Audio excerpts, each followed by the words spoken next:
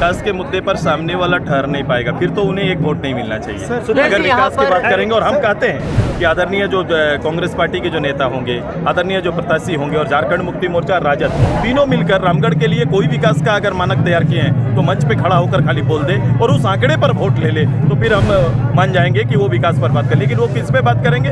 वो तुष्टीकरण पर बात करेंगे। वो तुष्टीकरण को छोड़कर कोई दूसरा बात ही नहीं कर सकते।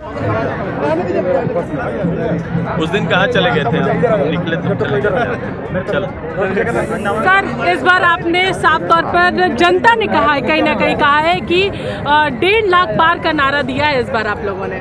हाँ बिल्कुल से हम लोग ने पिछली बार ही कोशिश की थी, जो चुनाव था तब हम कुछ हद तक थोड़ी पीछे रह गए थे, लेकिन इस बार हमारा है कि उस टारगेट को हम सभी लोग पूरा करें। हम लोग नीचे के जो फ्रंट लाइन व्यवस्था जो ग्रामीण स्तर पर हमारा है, वो चूल्हा परिवार का जो है, चूल्हा प्रमुख का है, प्रभारी का है, ये एक डाटा तैयार करता है। उस डाटा से हम इस आंकड़े तक आते हैं और एक आंकड़ा देते हैं कि उसको वोट के रूप में तब्दील करें।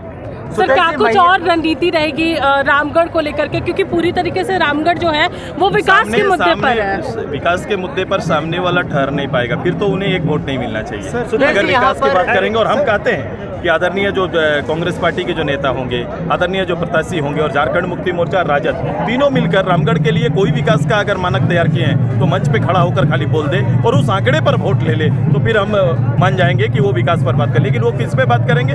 वो तुष्टीकरण पर बात करेंगे। वो तुष्टीकरण को छोड़कर कोई दूसरा बात ही नहीं कर सकते। एक नारा दे रहे, बटोगे तो कटोगे, उसको किस तरह? मैं देखो ये तमाम नेता ने इस तरह से कभी कभी स्लोगन लोग नीचे स्तर पर थोड़ा धारदार निकालते हैं, लेकिन मैं तो थोड़ा मेरी मानसिकता, मेरे काम करना, मैं हमेशा डेवलपमेंट ओरिएंटेड चीज़ों को ही फोकस करता हूँ और मैं उसी को बेहतर मानता हूँ।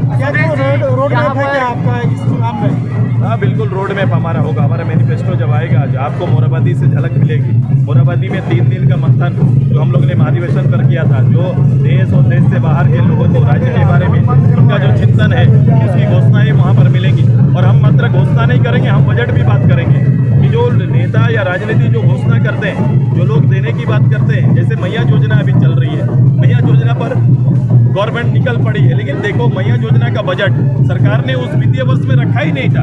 अभी क्या करें, पेंशन 4 महीना से लोगों को पेंशन नहीं मिला, पेंशन के मद को उठाकर मैया योजना में बांटा जाता है। ये अच्छा प्रबंधन नहीं कहा जाता। सुरेश जी, मैया सम्मान को लेकर झामुमो के जो विधायक हैं, जो चुनावी मैदान में बार बार ये कह रहे हैं कि हमने इसका प्रस्ताव 22 में ही तैयार कर लिया था, लेकिन केंद्र सरकार ने काम नहीं किया। पुस्तिका में अगर इसकी झलक भी मिले तो फिर इस पर बात करना और चर्चा करना हम लोग बंद कर देंगे। उनको बोलो कि बजट के जो प्रारूप बनाए हैं गवर्नमेंट ने और जो विधानसभा में आए हैं उसमें कहीं मैया योजना का अगर है तो बात करें, अगर नहीं है तो ये झूठा वादा करना बंद करें। टुंडी सीट को लेकर सस्पेंस बना था, टुंडी विधानसभा सीट को लेकर आज बीजेपी ने उम्मीदवार की घोषणा कर। ये सस्पेंस जो होता है ना वो हमेशा जन को बचाता है। तो इसी तरह से यहाँ पर भारतीय जनता पार्टी आज जो एक प्लेटफॉर्म में उस टुंडी को लेकर, क्योंकि हमारा लोकसभा का क्षेत्र है, पहले भी हम लोग विधायक रहे, तो निश्चित रूप से हमारा डिमांड था कि अगर वो हम लोग को दे सकते हैं तो हम चुनाव लड़ेंगे। लेकिन भारतीय जनता पार्टी को ये लगा कि वो चुनाव लड़ेंगे और उस सीट को निकाल लेंगे, तो उनको धन्यवाद।